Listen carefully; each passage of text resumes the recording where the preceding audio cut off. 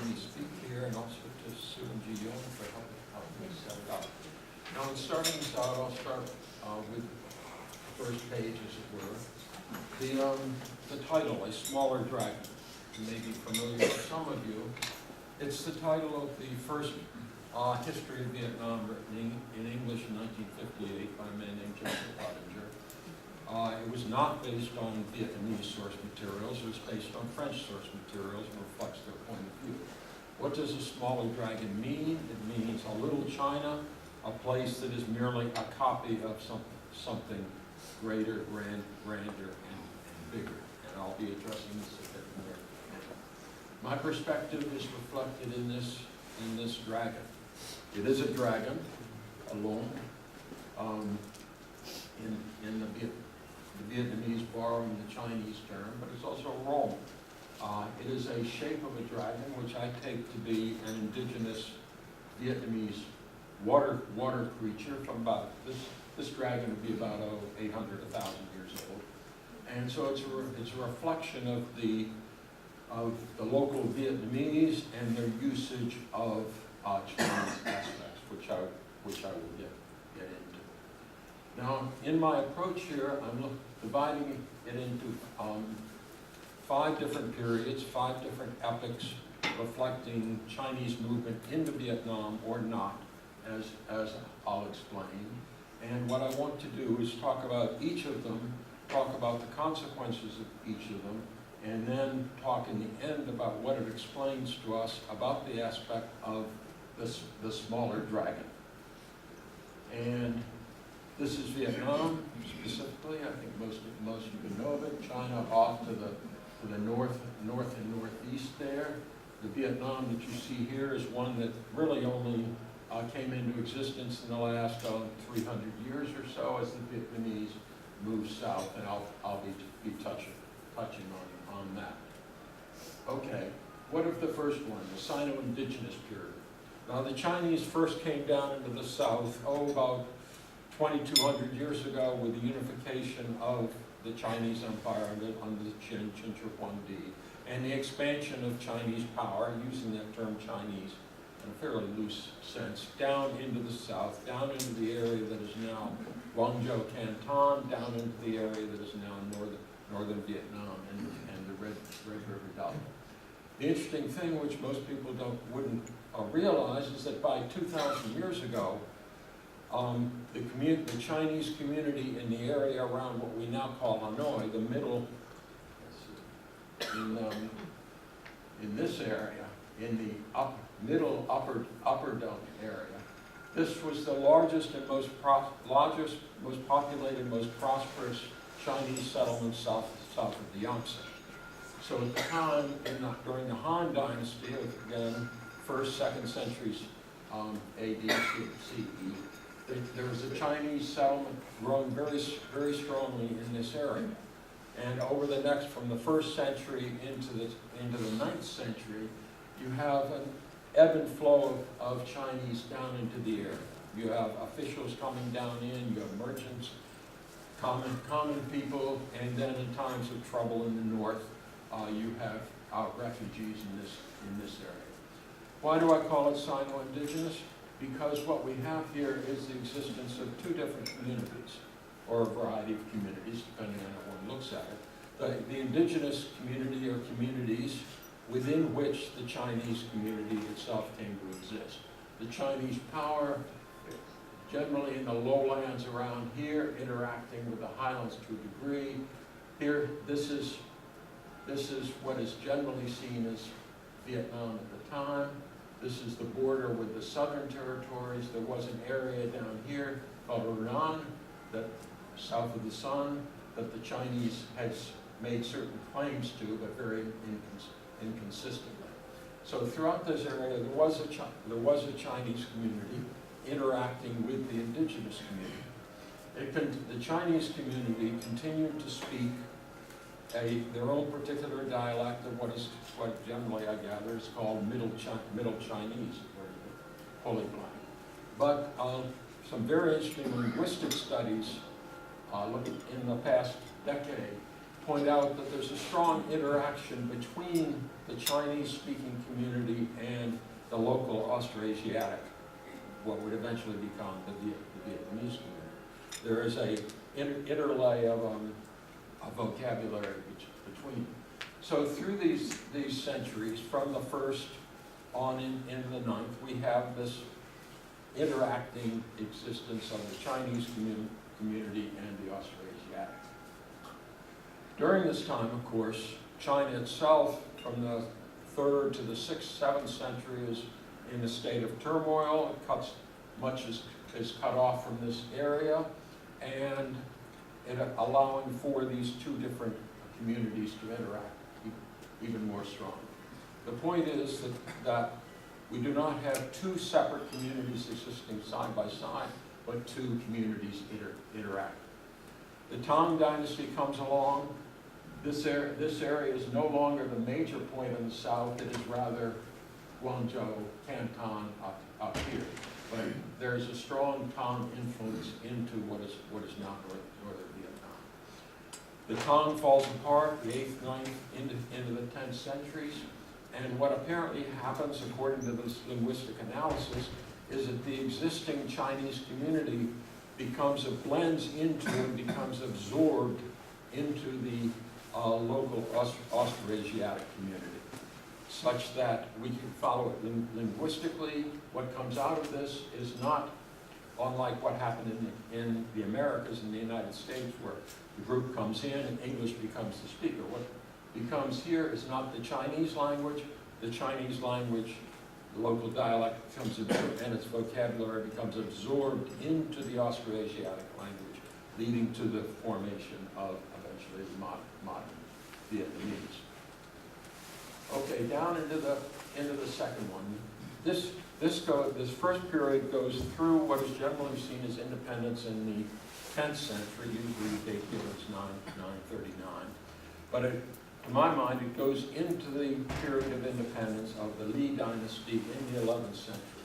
So what we have here is a Sino-Indigenous community, strongly indigenous, having absorbed the Sinic aspects, and not to mention the Indian aspect. So the 11th century Vietnam under the Li is a very eclectic time. It involves Chinese aspects, indigenous aspects, Indic aspects as well. What leads to the change then takes place in the late 11th century, around 1100. And this is what I refer to as the Ngo period. What do I mean by Ngo? It's the Vietnamese pronunciation of the word Wu, and I'm applying it to the formation of a Sino-Vietnamese community that takes place in the 12th and 13th centuries. What leads to this change? It's basically, to get into Chinese history a bit, the Wang Anshi's new policies. There are many political aspects to it, and there's a lot of factionalism involved, but the economic aspects to it, both internal and external, had a major impact on China. Internally, as I gather, it was a tightening of fiscal control. Externally, it's a loosening of government control, and for the first time, really, an encouragement of the movement of Chinese trade, shipping, and migration out of the southeast coast of China, out into the Southeast Asian waters, and particularly, for our purposes, the closest point being Vietnam in this area. Now, under the Li Dynasty in the Sino-Indigenous period, the focus was around Hanoi in the middle area of the delta here. This lower area was quite underpopulated, and it is into this area, down the coast, all the way through here, that we begin to get the movement of Chinese settlers, again, coming in, of course, out of the southeast coast of China.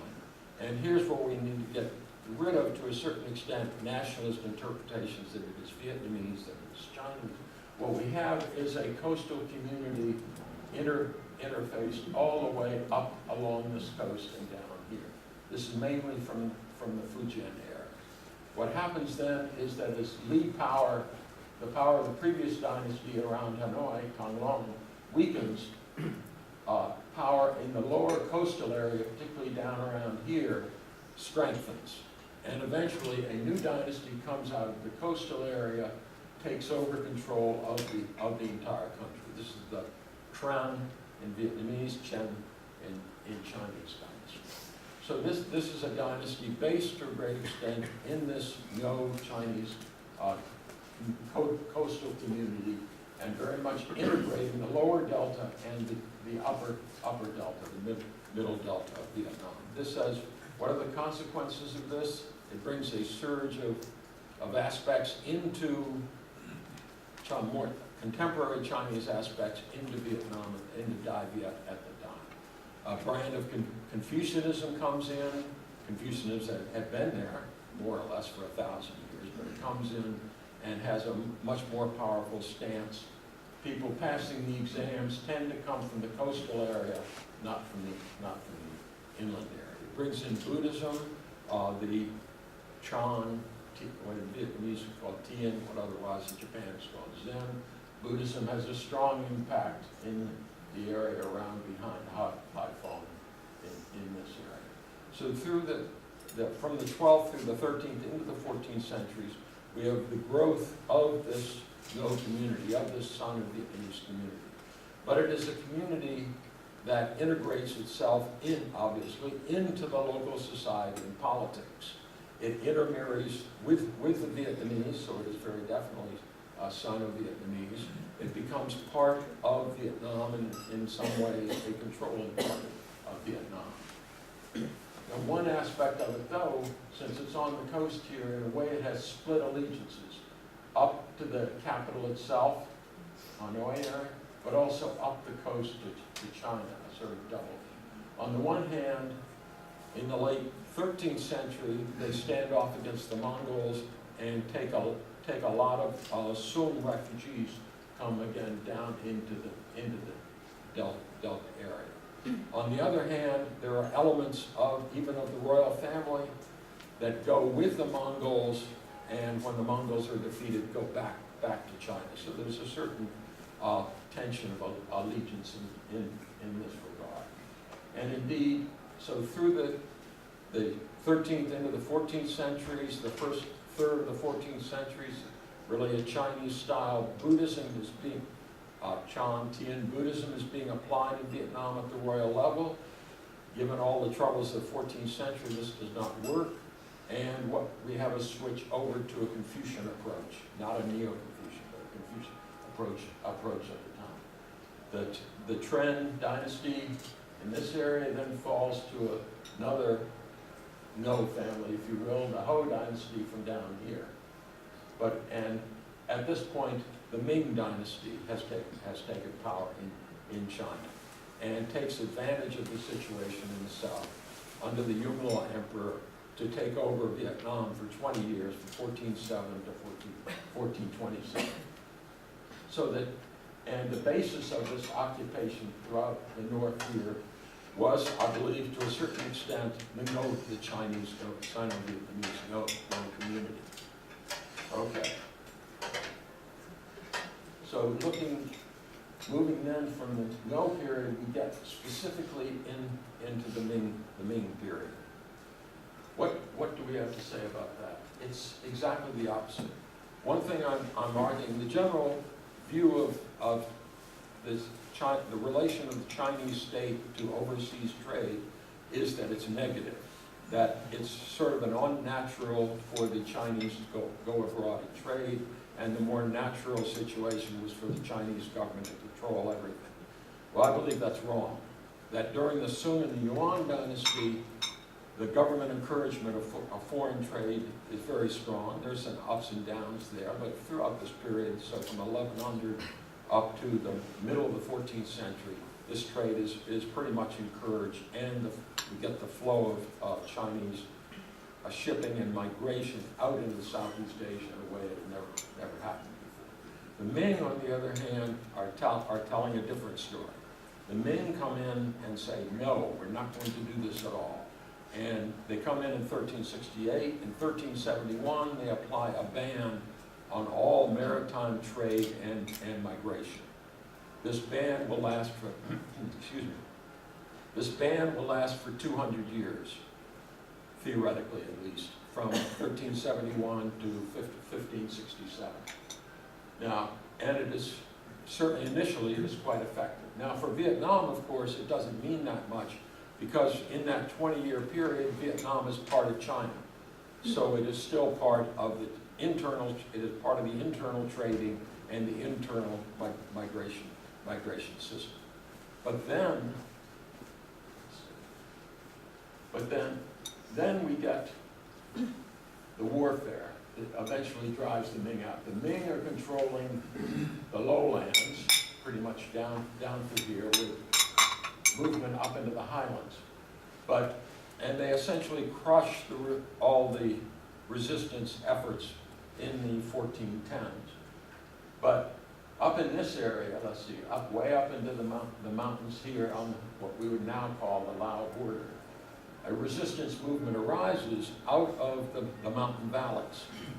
And they're far enough, this resistance movement barely survives. It's far enough away so that the Ming cannot really reach it. At one point, the Ming ally with certain Thai Lao forces over here to try to catch them in a pincher movement. But our heroes, the Lei, what's known as the Lam Sun Rebellion resistance, is able to escape, sort of like a Valley Forge situation, survive, and come back and attack. So what they're doing is attacking, of course, the Ming. They want to drive the Ming out. And generally, of course, but the Vietnamese portray this as a Vietnamese China, a Vietnam China, Dai Viet Ming aspect.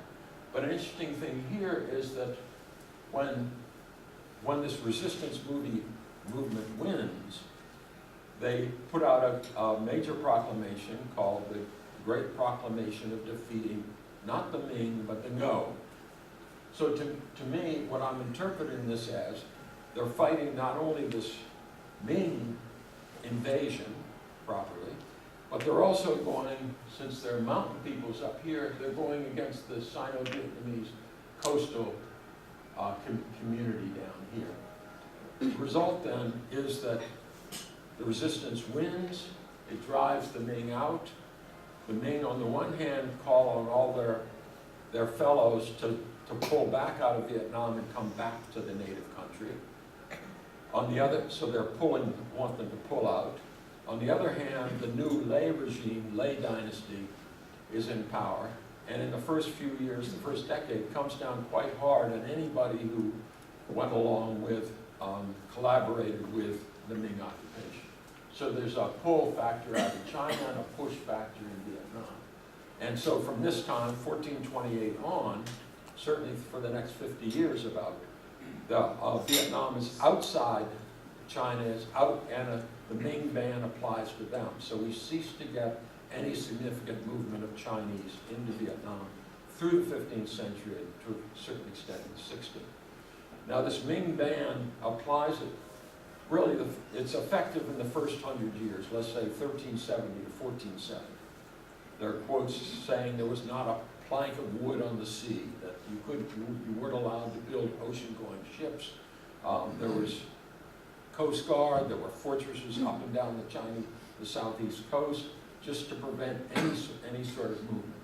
So this certainly had an impact on Vietnam. This area, the lower Delta area where the Sino-Vietnamese community had been, probably still was to a degree, it certainly wasn't all pushed out, but it seems to have been depopulated to a certain degree. By the end of the 15th century and on into the 16th, all the pressures along the southeast coast, all the commercial pressures, all the smuggling, which of course is trade, which the government just doesn't happen to like, and the piracy, the waka, the Japanese piracies are called, all that's going on in the South and East China Seas, puts a lot of pressure on the localities and the officials along them. So gradually from 1470 to 1570 roughly, it crumbles. Now, one aspect here is that the judging emperor in China, very headstrong type as near as I can understand it, rules from the for over 40 years, from the 1520s to 1560s. And he wasn't about to cave in on this getting rid of the ban. It was only after his death in 1566, hence in 1567, that the Ming ban is officially put out.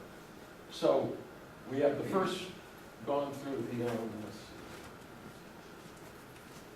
the first three here aspect. The Ming ban cuts off the first two. By this time, but through the 15th, 16th centuries, some of the Sino-Vietnamese community would have left with the Ming, but those who certainly stayed were all strongly integrated into Vietnamese society. So there are certainly families in Vietnam with descended from Chinese families of hundreds, even 1,000 years before. The Ming ban then comes to an end, as I say, in 1567, and we move into a new period, a little more familiar to most, called the Ming-Hun period. Now, how does this come about? How do we move from the Ming ban into a new period of Chinese movement? First of all, there's been a total, in the 15th, 16th century, partly because of the Ming ban, but other aspects as well, in Southeast Asia, the Portuguese, for example. There's a total reshaping of the trade pattern in Southeast Asia. And in the second half of the 16th century, we get a reformulation of the trading pattern. The old port had been, up in this area, established in the 12th century, and by the 16th century, it seemed a place called Bandung up in the island world seems to have disappeared. We're even now having trouble locating its exact location. What happens now is the focus comes down here.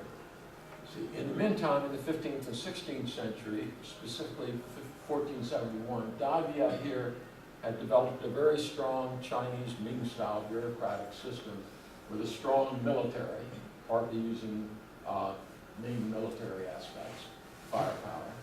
And down here was down in this area, a country called Champa, very different language, Indonesian, Austronesian language, very much more strongly influenced from the Indian side, Shivite to a great extent. And for about 1,000 years, from, say, the 5th century to the 15th century, there have been warfare back and forth between these two, fairly equally matched. But in 1471, the new Confucianized system in the north gets fed up with having to deal with these raiders down in this competition down in the south. There was philosophical differences given the new brand of Confucianism in the north. There was warfare, competition, but also economic competition. So in 1471, the Vietnamese come down, they crush this area, take control, what was called the 13th province, down all the way down into this area, down to here. So this whole stretch.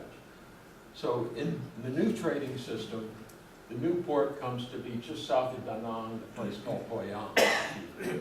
Any of you have visited Vietnam recently, Hoi An is quite the place to go. So Hoi An becomes the major trading center here.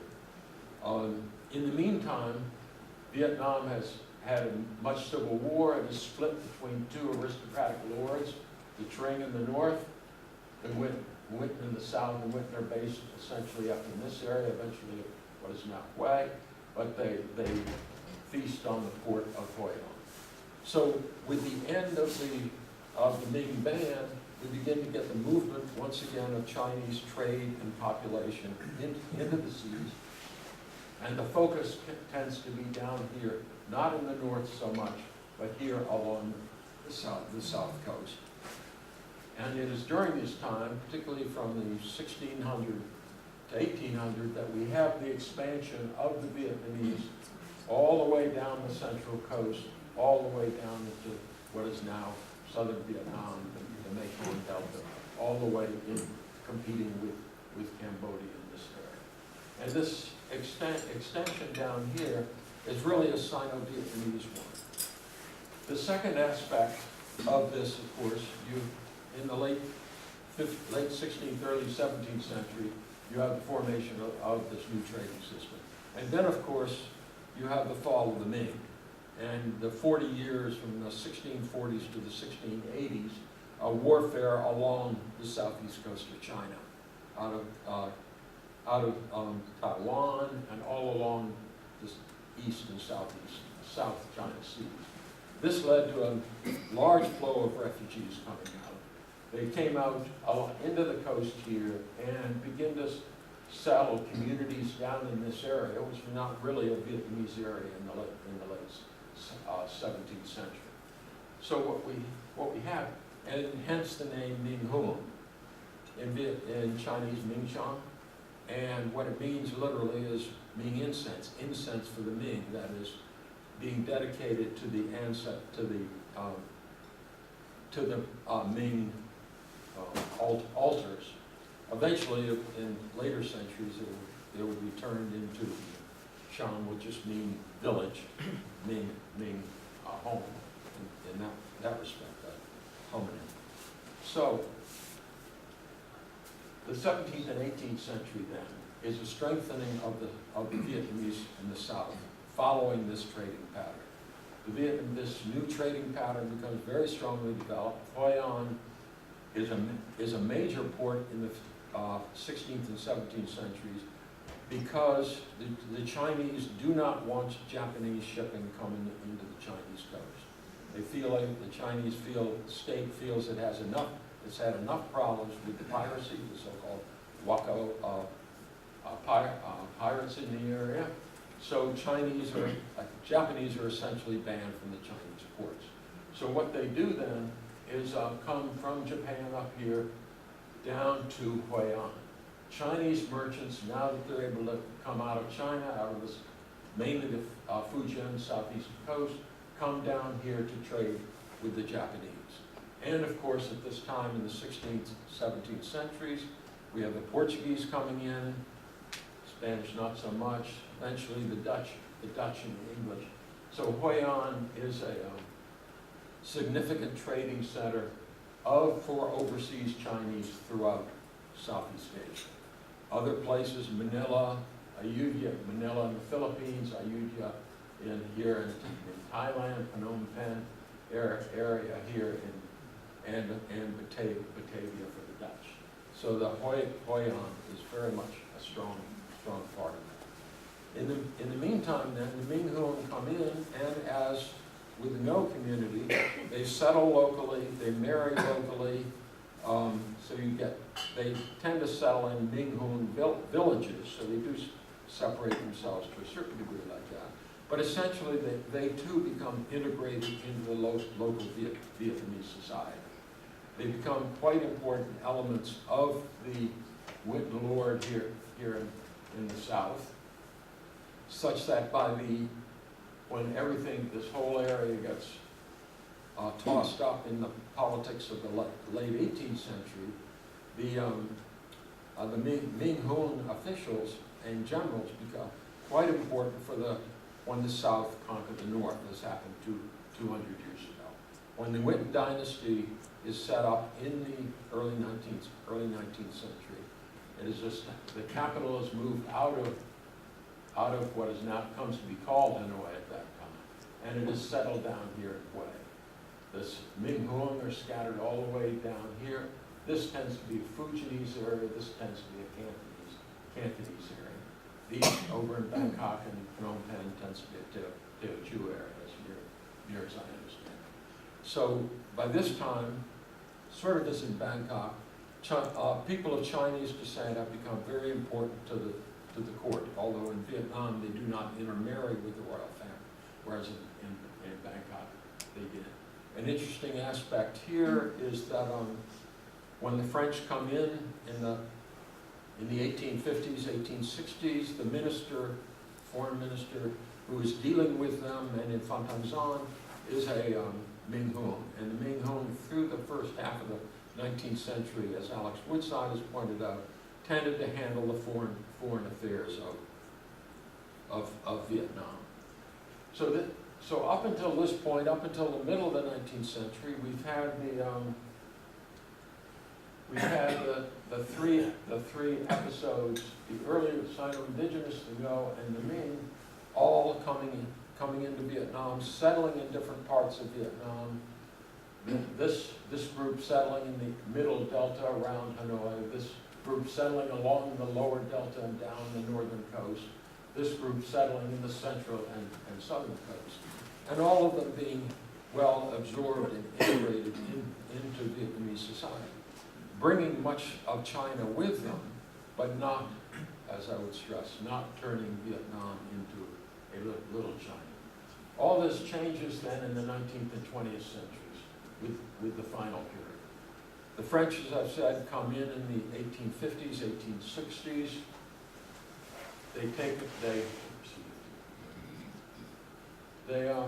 They first attack up in this area, up in the Da Nang, Hoi An area, are rejected and come down here, and in the 1860s take over first the eastern half of the Mekong Delta, and later in the decade, the western half. Now, in the 1880s then, they move north and establish protectorates over the north and the center.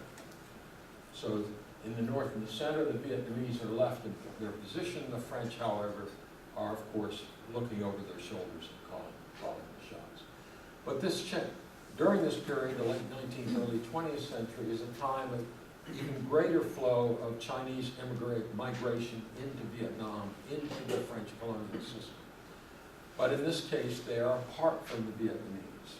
The French deal with each of the 5 bang. Each bang represents one of the languages, dialects of Southeast China, represented in different parts throughout Vietnam, also in Cambodia and Laos to a degree.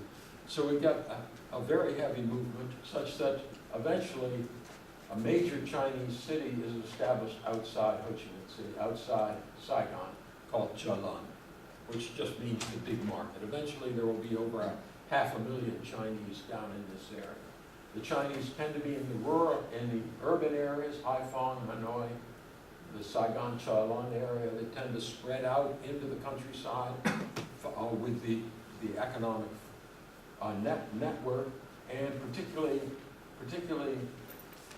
in the south, down here, the rice trade, which becomes a major export trade for the French. So the Chinese are, in a sense, are sitting between the French and the Vietnamese. They are not integrating with the Vietnamese the way the previous movements of Chinese. And to some degree, if you're in Chalon, you don't even need to speak Vietnamese or any form of Vietnamese or French, just your own particular dialect. So through the late 19th, 20th century, all the way up to the war, through the first half of the 20th century, the Chinese are thriving and are very important for the French colonial regime, for the economic exploited aspects of it, particularly, as I said, the rice in the south. With independence, of course, there already in the 20th century, there were tensions. Part of the Vietnamese nationalist movement in the early first decades of the 20th century have to do with trying to break the Chinese hold on the economy, but quite unsuccessful. With independence, after the French War in 45-55, we get the Republic in the south, in Saigon, and of course the Democratic Republic in the north. In the south, under Ngo Dinh Diem, there's a strong attempt to try to disenfranchise the Chinese, to get them to become Vietnamese citizens, to rip their economic control out of their grasp. And of course, this leads to all sorts of shenanigans going on down here, and the Chinese are never really displaced. In the north, it's somewhat, particularly during this American War, it's somewhat less in that degree. The Chinese are pretty much in Haiphong and Hanoi left to operate within the system, as I understand it, or specialist. The change then comes in 1975 with the reunification, 1975-76. The northern forces, plus the NLF down here, take control of the entire country. The socialist system in the north is brought down to the south and begins having an impact on the local economic system. Now, at the same time, in the late 70s, of course, Pol Pot and the Khmer Rouge are acting up, or have taken over Cambodia in their brutal way. And one aspect of Cambodia is that to them, this is Cambodia. This is lower Cambodia, Khmer Krom area. So Pol Pot is, on the one hand, a radical socialist. On the other hand, he's a radical nationalist and much attacks along this area. So, on the other hand, PRC under Deng Xiaoping is allied with Pol Pot and the Khmer Rouge and beginning to put pressure on the Vietnamese. Finally, what we have is that in 77, 78, the Hanoi DRV regime, SRV regime begins to work to reform the urban aspects of the economy, i.e. the Chinese aspects of the economy. So there's an attempt at economic reform, particularly heading down this area. That's the internal pressure we put on the Chinese. The external pressure is that with China and Cambodia hitting Vietnam from both sides, there's a tendency to see the local Chinese communities as fifth columns and untrustworthy. The Vietnamese in late 78, early 79 attacked, drive Pol Pot almost out of Cambodia, leaving him in this area. The Chinese in February of 79 attacks into this area. The pressure obviously is put on the Chinese community within Vietnam. Chinese in the north flee 100,000 or so, move back up into China. The Chinese block that border and they begin to go by sea to Hong Kong. Down here in the south, the first movement out is of the Chinese, and the Chinese network delivers boats, and this is where we begin to get the boat people of 1978, 1979. Vietnamese will eventually follow the Chinese out into the seas as well. So I'll leave it essentially there, because I haven't kept up with the situation over the last 35 years since the late 70s and early 80s. Things have risen and fallen depending on tensions between DRV and SRC and PRC. And of course, the whole question of the South China Sea here is another thing entirely keeps it up. But essentially, over the last 35 years, there has been a repairing of relations, and of course, Vietnam always has to come back and deal economically with China in that regard. So, where does that leave us? Is Vietnam a smaller dragon? Is it a little China, merely with all these Chinese coming down, having taken over, that it's merely China on the South Seas? As you can tell, my argument is quite different. That the Chinese, these major waves of Chinese coming into Vietnam, have contributed greatly to Vietnamese history and civilization. They have brought much into it. But on the other hand, as we saw with the language of 1,000 years ago, what the Vietnamese, as other Southeast Asians do, they are open to the outside world. They adopt from the outside world, they adapt from the outside world, they choose what they want, they bring it in, and they make it their own. Tagore is said to have gone to Java and said, "I see India everywhere, but I do not recognize it." One might say the same thing for somebody coming out of China down into Vietnam. China would be everywhere, but it wouldn't be exactly the same. So what I'm arguing then is that a Vietnamese civilization has developed over the last 2,000 years. Use Keith Taylor's phrase, it has accumulated much. It has blended it into its own civilization. It has brought people of Chinese descent in as part of that history and civilization. And it will continue so into the future. Thank you.